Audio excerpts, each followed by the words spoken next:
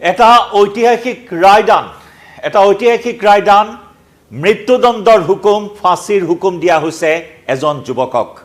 আৰু এই যুৱকজন হৈছে অসমৰ আৰু এই যুৱকজনৰ অপকৰ্মৰ বাবে চূড়ান্ত শাস্তি প্ৰদান কৰি এক ঐতিহাসিক ৰায় প্ৰদান কৰি মৃত্যুদণ্ডৰ ৰায় বিহা হৈছে এইজন যুৱকক অসমৰ যুৱকক কেৰালাত দিয়া হৈছে মৃত্যুদণ্ডৰ ৰায় কেৰালা উচ্চ ন্যায়ালয়ৰ এই ঐতিহাসিক ৰায় অসমৰ এজন শ্ৰমিকৰ অপকৰ্ম আৰু সেই অপকৰ্মৰ যি ঐতিহাসিক ৰায় এই ৰায়ক সকলোৱে জনাইছে আদৰণি নমস্কাৰ প্ৰিয় দৰ্শক মই জয়ন্ত মাধৱ গোস্বামীয়ে আপোনাক স্বাগতম জনাইছো নিউজ 18 অসম নৰ্থ ইষ্টৰ ডিজিটেল লাইভলৈ লৈ আহিছো অত্যন্ত গুৰুত্বপূৰ্ণ এটা খবৰ যে অসমৰ এজন শ্ৰমিক অসমৰ এজন যুৱক যিজন যুৱকে কেৰালাত সংঘটিত কৰিছিল চূড়ান্ত অপকৰ্ম আৰু সেই অপকৰ্মৰ ফল ভোগ কৰিব লাগিব এতিয়া যুৱকজনে আৰু যুৱকজনক মৃত্যুদণ্ডৰ ৰায়েৰে দণ্ডিত কৰা হৈছে এটা ভয়ানক ফল মৃত্যুদণ্ডৰ ৰায়েৰে দণ্ডিত কৰা হৈছে কেৰালা উচ্চ ন্যায়ালয়ৰ এক ঐতিহাসিক ৰায়দান প্ৰিয় দৰ্শক আমি জনাব বিচাৰিম কেনেকুৱা ধৰণৰ অপকৰ্মত লিপ্ত হৈছিল এইজন যুৱক 30 বছৰীয়া এজন যুৱক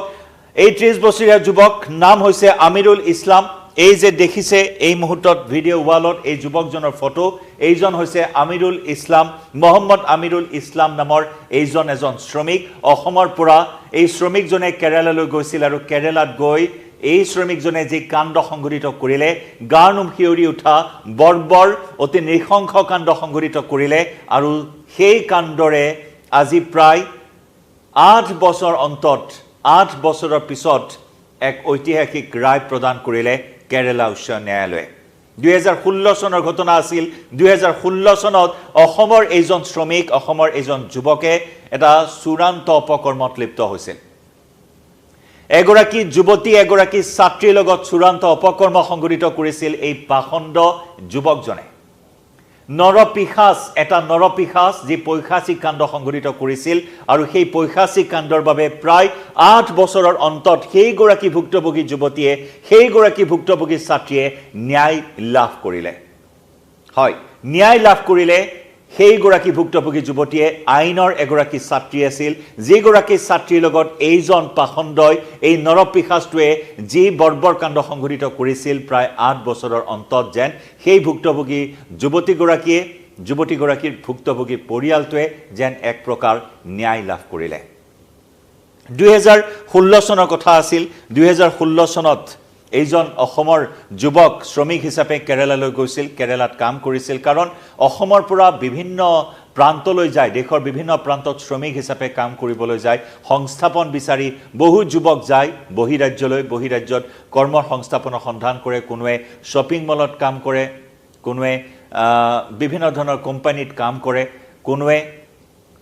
শ্ৰমিক হিচাপে কাম কৰে কোনোৱে মিস্ত্ৰী হিচাপে কাম কৰে মুঠৰ ওপৰত কৰ্ম সংস্থাপনৰ বাবে অসমৰ বহু যুৱক বহিৰাজ্যলৈ যায় আৰু সৰ্বাধিক যদি যায় কেৰালালৈ যায় কেৰালাত অসমৰ বহু শ্ৰমিক কৰ্মৰত আৰু তাৰে মাজৰ এজন শ্ৰমিক আছিল এইজন আমিৰুল ইছলাম মোহাম্মদ আমিৰুল ইছলামে 2016 চনত কেৰালাত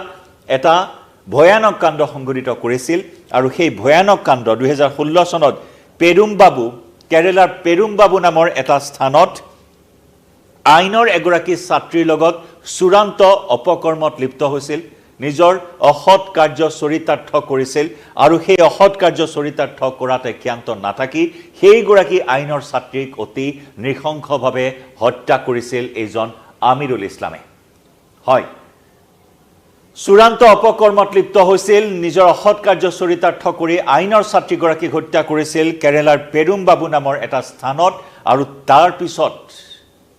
তাৰ পিছত পলাতক অৱস্থাত আছিল এইজন আমিৰুল ইছলাম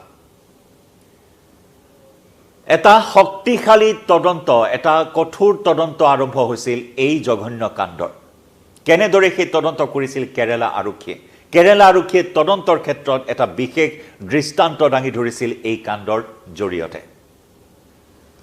আমি জনাইছো আপোনাক এইজন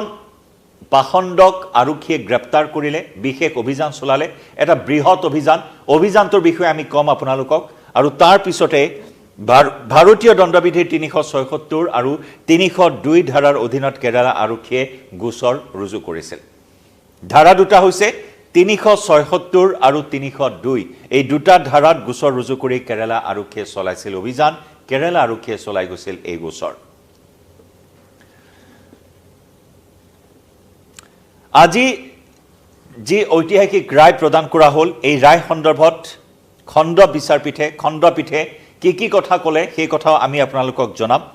যি জঘন্য কাণ্ড সংঘটিত হ'ল যি সমাজ যি সমগ্ৰ দেশ জোকাৰি গৈছিল এই জঘন্য কাণ্ডই আৰু সেই কাণ্ডৰ এইজন হৈছে খলনায়ক আমিৰুল ইছলাম মোহাম্মদ আমিৰুল ইছলামক ফাঁসীৰ ৰায়েৰে দণ্ডিত কৰা হৈছে মৃত্যুদণ্ডৰ ৰায়েৰে দণ্ডিত কৰা হৈছে এতিয়া আমি আপোনালোকক জনাব বিচাৰিম 2016 চনৰ পৰা কিমান দিন ধৰি আত্মগোপন কৰি আছিল কিমান দিন ধৰি পলাতক অৱস্থাত আছিল আমিৰুল ইছলাম কেনেদৰে আমিৰুলক কেৰালা আৰক্ষীয়ে জালত পেলাবলৈ সক্ষম হ'ল কেনেদৰে সেই বিশাল জালখন পেলাইছিল আমিৰুলক কৰায়ত্ব কৰিবৰ বাবে হেয়া এই মুহূৰ্তত জনাব বিচাৰিম 2016 চন ইতিমধ্যে আমি উল্লেখ কৰিছো কেৰালাৰ পেৰুমবাবুত সেই জঘন্য কাণ্ড সংঘটিত কৰি আইনৰ ছাত্ৰীগৰাকীক হত্যা কৰিছিল যি স্থানত আমিৰুলে আছিল সেই স্থানতে ভাড়াতীয়া হিচাপে আছিল আইনৰ ছাত্ৰীগৰাকী আৰু তেতিয়াই এই ছাত্ৰীগৰাকীৰ ওপৰত কটু দৃষ্টি ৰাখিছিল আমিৰুলে আৰু তাৰ পিছতে ছাত্ৰীগৰাকীৰ লগত সেই অসৎ কাৰ্য চৰিতাৰ্থ কৰি ছাত্ৰীগৰাকীয়ে বাধা দিয়াৰ বাবে ছাত্ৰীগৰাকীক হত্যা কৰি পলায়ন কৰিছিল আমিৰুল আৰু সেই সময়ছোৱাত হত্যাকাণ্ড সংঘটিত কৰি তামিলনাডুৰ কাঞ্চীপুৰমত গৈ পলায়ন কৰি আত্মগোপন কৰি আছিল আমিৰুল ইছলাম কাঞ্চীপুৰম তামিলনাডুৰ কাঞ্চীপুৰমলৈ পলাই গৈছিল আমিৰুল আৰু সেই 2016 চনৰ এই জঘন্য কাণ্ড সংঘটিত হোৱাৰ পাছত কেৰালা আৰক্ষীৰ 100 জনকৈ আৰক্ষী বিষয়াই প্ৰায় 1500 লোকক সোধা পোছা কৰিছিল আমিৰুল সন্দৰ্ভত সোধা পোছা কৰিছিল আমিৰুলক কোনে প্ৰত্যক্ষ কৰিছিল কি আমিৰুলৰ স্কেচ বনোৱা হৈছিল আমিৰুলৰ ফটো হাতত লৈ প্ৰায় 1500 লোকক সোধা পোছা কৰা হৈছিল সেই ফটো দেখুওৱা হৈছিল আমিৰুলক কোনে চিনি পায় নেকি আমিৰুলে কেৰালাৰ যি স্থানত মিস্ত্ৰীৰ কাম কৰিছিল শ্ৰমিকৰ কাম কৰিছিল সেই স্থানসমূহলৈ গৈ অভিযান চলাইছিল 100 জন আৰক্ষী নামি পৰিছিল এই তদন্ত অভিযানত আৰু সেই 100 জন আৰক্ষীয়ে প্ৰায় 1500 লোকক সোধা পোছা কৰিছিল আৰু লগতে 20 লাখ ফোন পৰীক্ষা কৰিছিল 20 লাখ কল ৰেকৰ্ডিং পৰীক্ষা কৰিছিল সেই 20 লাখ কল ৰেকৰ্ডিং পৰীক্ষা কৰাৰ অন্তত প্ৰায় 50 দিনৰ পিছত আমিৰুল ইছলামক কাঞ্চীপুৰমৰ পৰা জালত পেলাবলৈ সক্ষম হৈছিল আটক কৰিবলৈ সক্ষম হৈছিল আৰু তাৰ পিছতে গ্ৰেপ্তাৰ কৰা হৈছিল আৰু যাৰ বাবে এই তদন্তৰ বাবে এক উচ্চ পৰ্যায়ৰ কমিটি গঠন কৰা হৈছিল এটা উচ্চ পৰ্যায়ৰ দল গঠন কৰা হৈছিল আৰক্ষীৰ স্পেশাল ইনভেষ্টিগেশ্যন টিম গঠন কৰা হৈছিল এসআইটি গঠন কৰা হৈছিল আৰু সেই এসআইটিয়ে অভিযান চলাই সেই পাখণ্ডটোক এইজন আমিৰুলক কাঞ্চীপুৰমৰ পৰা গ্ৰেপ্তাৰ কৰিবলৈ সক্ষম হৈছিল আৰু তাৰ পৰৱৰ্তী সময়ছোৱাত যেতিয়া ভুক্তভোগীৰ মৰণোত্তৰ পৰীক্ষা কৰা হৈছিল তাৰ পিছত ডিএনএ পৰীক্ষা কৰা হৈছিল আৰু সেই ডিএনএ পৰীক্ষা কৰাৰ পিছতে স্পষ্ট হৈ পৰিছিল যে আমিৰুলে সেই জঘন্য কাণ্ড সংঘটিত কৰিছিল এটা তথ্য প্ৰমাণ যুগুত কৰিছিল এসআইটিয়ে যাতে কোনো প্ৰকাৰে হাৰি নাযায় এখন শক্তিশালী চাৰ্জশিট প্ৰস্তুত কৰিব পাৰে এসআইটিয়ে কেৰালা আৰক্ষীয়ে তাৰ বাবে সকলো তথ্য প্ৰমাণ সংগ্ৰহ কৰিছিল যুগুত কৰিছিল প্ৰতিটো ক্লু আৰক্ষীয়ে লাভ কৰিছিল এই হত্যাকাণ্ডৰ সেই জঘন্য কাণ্ডৰ আৰু এসআইটিয়ে আনকি আমিৰুলৰো ডিএনএ পৰীক্ষা কৰিছিল ডিএনএ পৰীক্ষা পদ্ধতিৰে আমিৰুল ইছলামৰ অপৰাধ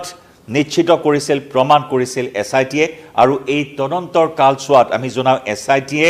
5000 লোকৰ ফিংগাৰপ্ৰিণ্টছো পৰীক্ষা কৰিছিল 5000 লোকৰ ফিংগাৰপ্ৰিণ্টছ পৰীক্ষা কৰি নিশ্চিত কৰিছিল যে আমিৰুল ইছলামে সেই জঘন্য কাণ্ড সংঘটিত কৰিছিল কিন্তু কথা হ'ল অসমৰ এজন যুৱক অসমৰ পৰা যোৱা এইসকল শ্ৰমিকে বহিৰাজ্যত গৈ এই অপকৰ্মত লিপ্ত হোৱাটোৱে অসমকো এই মুহূৰ্তত লজ্জানত কৰিছে আজি ফাঁসীৰ ৰায়েৰে দণ্ডিত কৰা হ'ল আমিৰুলক স্বাভাৱিকতে এটা আদৰণীয় পদক্ষেপ কাৰণ অসমৰ ক্ষেত্ৰত যদি আমি চাওঁ প্ৰতিদিনেই বৰ্বৰ জঘন্য ধৰ্ষণ বৰ্বৰ কাণ্ডৰ কথা সন্মুখলৈ আহে অসৎ কাৰ্য চৰিতাৰ্থ কৰাৰ কথা সন্মুখলৈ আহে এনেদৰে বহু যুৱতী বহু মহিলা এনে ধৰণৰ পাখণ্ডৰ বলি হ'বলগীয়া হৈছে হত্যা কৰা হৈছে এনে বহু যুৱতী মহিলাক ইয়াৰ পূৰ্বে অসমত কিন্তু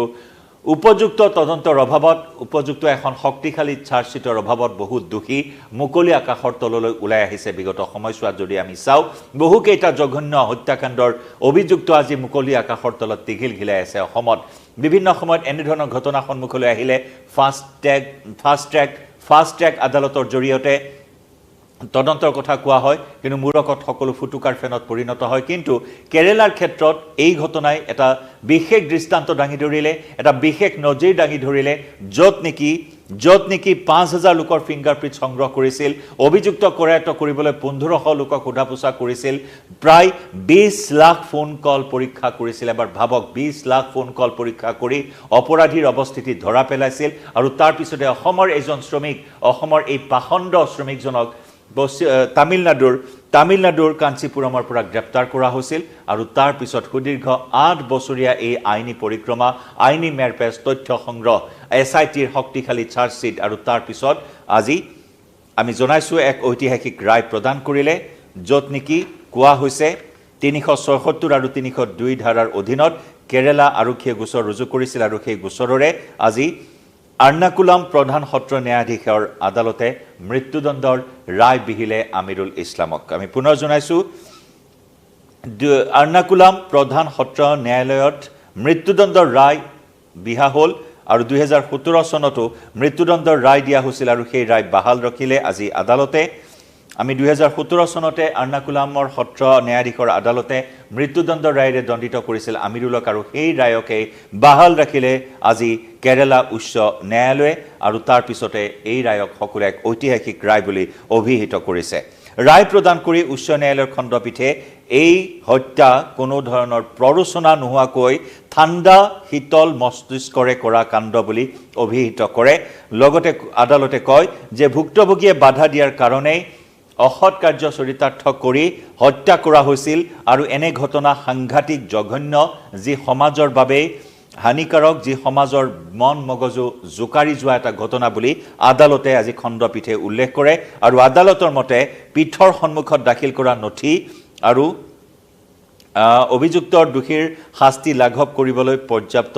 নহয় বুলি উল্লেখ কৰিছে যিসমূহ তথ্য প্ৰমাণ লাভ কৰা হৈছে এই তথ্য প্ৰমাণসমূহ চাই কৈছে যে দোষীৰ শাস্তি কোনো পধ্যেই লাঘৱ কৰিব নোৱাৰি আৰু সেইবাবে মৃত্যুদণ্ডৰ ৰায়েৰে দণ্ডিত কৰা হ'ল অসমৰ এজন শ্ৰমিক আমিৰুল ইছলাম মোহাম্মদ আমিৰুল ইছলামক